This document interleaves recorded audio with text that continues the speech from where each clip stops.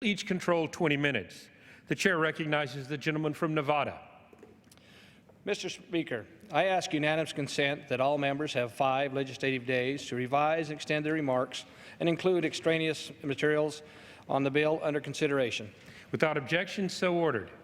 Mr. Speaker, I yield myself such time as I may consume. The gentleman is recognized. H.R. 1815, the Eastern Nevada Land Implementation Improvement Act, which I introduced last year, makes several changes to the existing federal land laws. The bill authorizes hazardous fuel reduction projects and wildfire planning for rangeland and woodland restoration projects in Lincoln County, Nevada.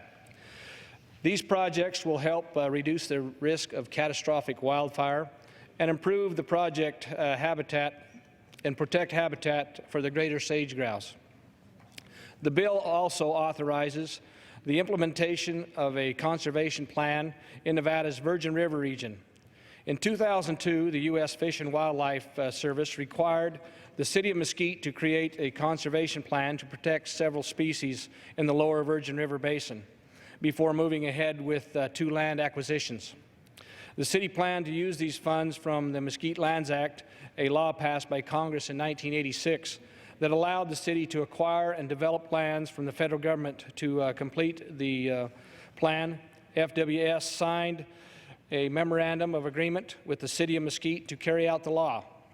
This agreement expired in 2014, and the Fish and Wildlife Service refused to sign the new memorandum of agreement to allow the city to access the necessary funding because it didn't feel that the current legislation enabled them to implement the conservation plan. As a result, all efforts to advance the conservation plan and expand the city are still at a standstill. This bill remediates the problems that are making technical corrections to the Mesquite Lands Act of 1988 that will provide the necessary authority to the Fish and Wildlife Service to implement the conservation plan after signing the new agreement with the City of Mesquite.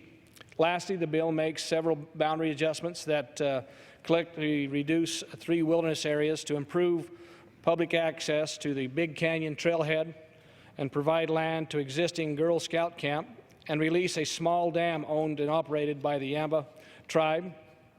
It is important to know that all of the money that would be spent to execute these programs in this bill would come from special accounts that already exist.